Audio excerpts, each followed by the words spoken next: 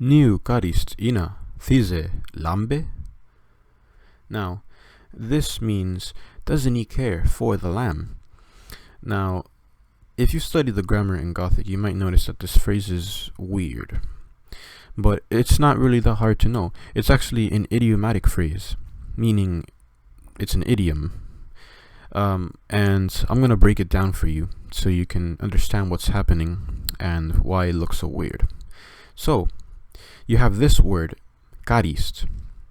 If you separate it, it's actually two words, ist. And literally this means there is care. Care is. The first word is care, and which is the cognate in English, care, kara. And the second word is ist, which is the conjugated form of the verb wisan. So ist literally means is. So kara ist, care is. And when you combine them together, you wouldn't say karaist or karaist. You wouldn't say that. Instead, you would contract the word, both words. Just like with thataist, you see it at the end of my videos a lot. You say thatist instead of saying thataist. Thatist. Same with karaist, which would be karist. Karist, thatist. Karist, thatist. Now, it has nothing to do with grammar. It's just a contraction, just to say things a lot easier phonetically. Now, so let's take a look at some phrases.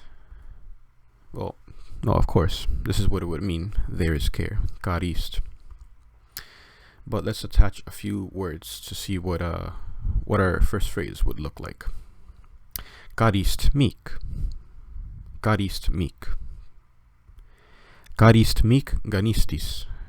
Karist mik ganistis. So, literally this means, there is care to me of health.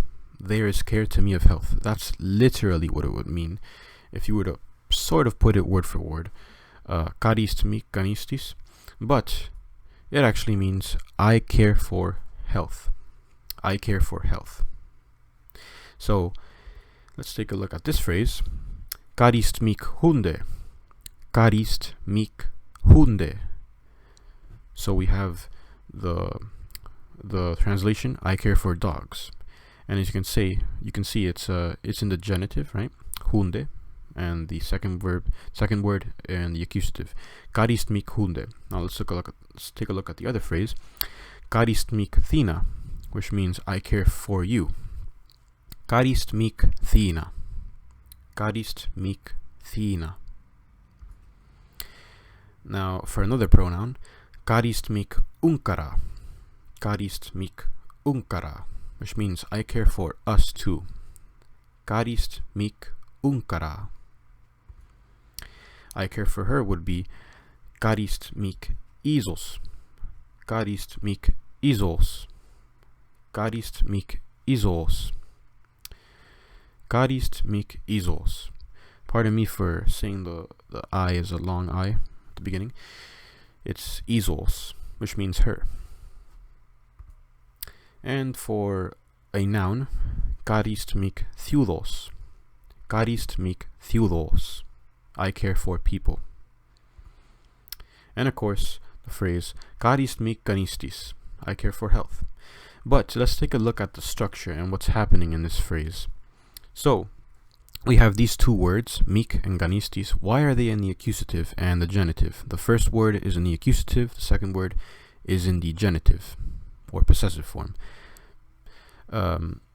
So, the structure is that you would have to put the first word in the accusative, the second in the genitive. So, for the word that is the person or thing that is caring for something, that cares about something, would be in the accusative, while the thing that is being cared for, the thing that is being cared for, would be in the genitive.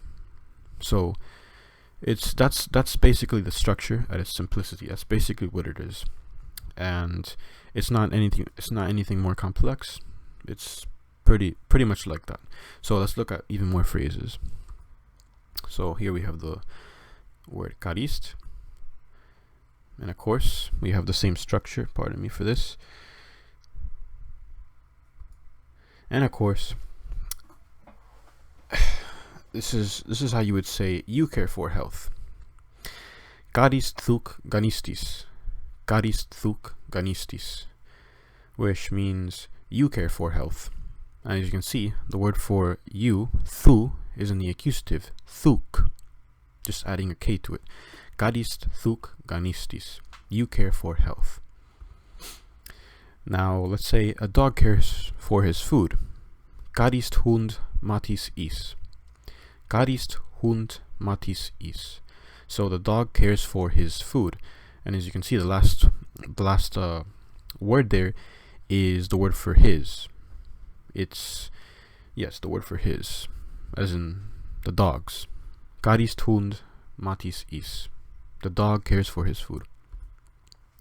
Now let's say the dog cares for my life.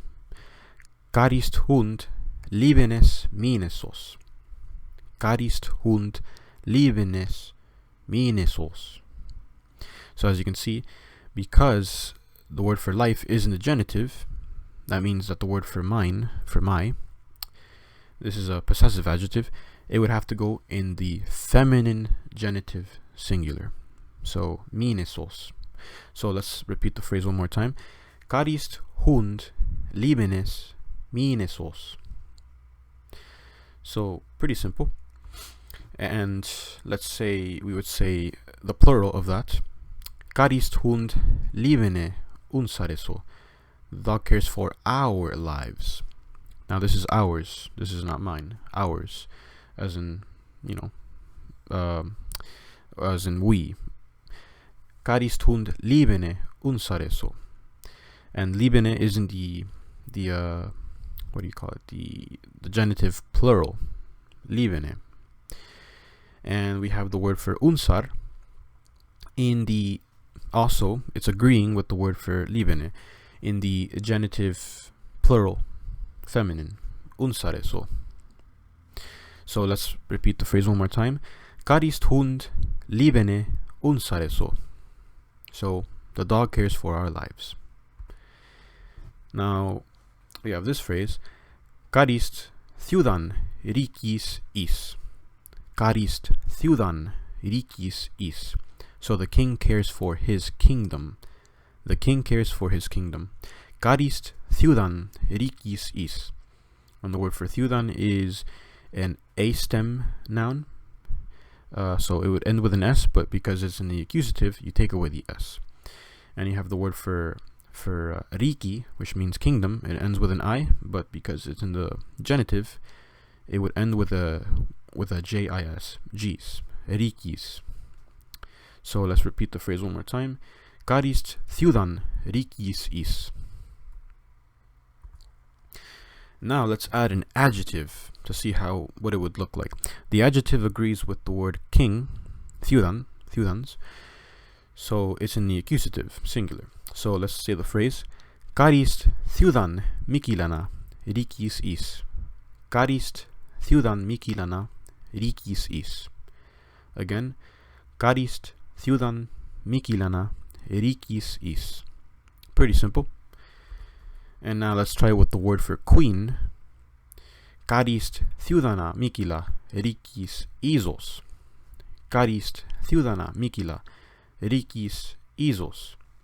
So the word for queen, þiudana, is in the accusative, and it looks pretty much the same as if it would be in the nominative. Þiudana. It's an O stem noun. And the accusative looks a lot like the nominative, so there's not much difference. As well as the adjective, mikila. It's a feminine accusative, but its nominative form would be pretty much the same. It looks the same, mikila. And we have the last word, izos, which means her. So let's repeat the phrase one more time. Garis þiudana mikila reikjis izos. So let's try using this same phrase, Karist, with the famous enclictics of Gothic. Let's try the first one, which means and. But of course, for those who are familiar with the enclictic, you will know that the the verb will usually take the enclitic. So that means that the verb east, which is the conjugated form of wisan, east is going to be moved to the beginning. So we separate it from kara and we put it at the beginning, and then we append the enclitic to it. So this same phrase, the same phrase that we saw at the beginning, would be something like Istuh kara ganistis. Istuh kara ganistis. So it means, and I care for health. And I care for health. So this is one rule that you see a lot with the enclitics. They usually append to a verb, as in the word east, and it usually brings the verb to the beginning of the clause or the sentence, to the beginning. So here we're basically breaking apart the contraction karist. We're putting the verb at the beginning and appending it to the enclitic and. So let's say the phrase one more time. Istuh kara ganistis. Istuh kara ganistis. So let's say another phrase. Istuh kara abins izos. Istuh kara abins izos. Which means, and the wife cares for her husband. So as you can see, you have the word for wife, quens, which is an I stem, but because it's in the accusative, you take away the s, and it becomes quen instead of quens. And you have the weak noun aba, which means husband, in the genitive, which is abins. So you bring those two you bring that genitive case into it, ins, abins, and you have the last word izos, which means her. So let's say the phrase one more time. Istuh kara abins izos. Now for another more complex phrase. Istuh kara sunu reikjis anawairþis is. Istuh kara sunu reikjis anawairþis is. So here we see the word for son, sunus, which is a U stem. It ends with an S, so because it's in the accusative, you take away the S. Sunu. And you have the word for kingdom again, reikjis, or in its genitive form, reikjis. And you have the adjective meaning future, anawairþis, in the genitive, following the word for kingdom, which is also in the genitive, so it agrees with it. Anawairþis. And you have the word for he at the end, is. So let's say this phrase one more time. Istuh kara sunu reikjis anawairþis is. So let's try using the u enclitic, or as you would say it, u, which basically is used for questioning something, basically for yes or no questions. And same pattern as with you put it at the first verb, at the first word of a sentence or clause. And so it's usually going to be for a verb. So we do the same thing, same pattern, and this would mean, does the son care for his future kingdom? You would say, Istuh kara sunu reikjis anawairþis is. Istuh kara sunu reikjis anawairþis is. Does the son care for his future kingdom? Pretty simple. And a simpler phrase, Istuh kara can mean something like, do I care? Do I have care? Do I care? Istuh kara or do I care for it? Istuh kara is. Istuh kara is. Or do you care for it? Istuh kara is. Istuh kara is. And for let's put in an article in here. Istuh kara guman raznis. So this means, does the man care for the house? Istuh kara guman raznis. So the word for man, guma, is in the accusative. It's a weak noun, so the accusative is gonna end with an N, so guman. And we have the thing that is being cared for, the house, so we would say raznis. So we have the demonstrative article, or the definite article, sa, in the genitive form, Þize, and the word for house, razn, in its genitive form, raznis. So let's say the phrase one more time. Istuh kara guman Þize raznis. And here's a phrase where we use the word for or. So, we have two choices here.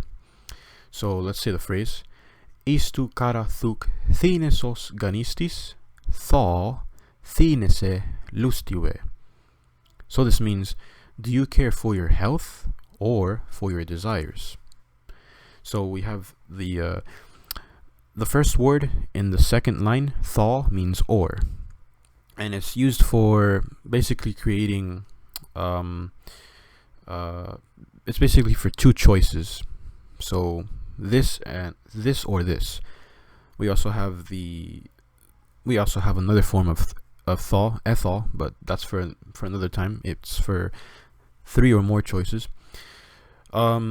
So let's examine what's happening in this phrase. We have the word for health again, ganistis, in its genitive form, and ganists in its nominative form. It's an I stem noun, and it's a feminine noun too. So that means that the word for your, thins, will be thiesos, as you can see. Thiesos ganistis. It is a genitive singular feminine. Pretty simple. And we have the second word, lustiwe, which means of your desires, right? Þize lustiwe, of your desires. Lustus is the nominative form of lustiwe, and it's a U stem noun. It's a masculine, so you would put the word for your in the genitive plural masculine. So Þize lustiwe. I hope I didn't get too complex there. It's not really too hard to understand, but it's pretty simple. So let's say the phrase one more time. Istuh kara þiudan ganistis Þize lustiwe. So let's add one more thing to this phrase, ni, which means not or no. So here, if you notice here in this phrase, we see that karist went back to its idiomatic form, to its contracted form, karist, and you can see the enclitic u, for asking yes or no questions, is appended to the first element of the sentence, which is ni. So this phrase would mean something like, don't you care that I go with you? And in Gothic, niu karist Þize gangamithus. Niu karist Þize gangamithus. And if you've noticed, the word Þize is the genitive form of thati, which is used a lot for sentences for relative sentences, like where you would use the word that in English. Niu karistuk Þize gangamithus. So here we have the word karist and the word Þize in the genitive, following the structure that the idiomatic phrase karist uses. And of course, you would not use thati. You always put it in the genitive, Þize. Pretty simple. A repetition, but it has to be done.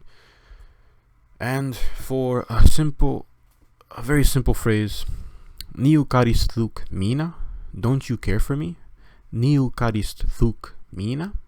Pretty simple.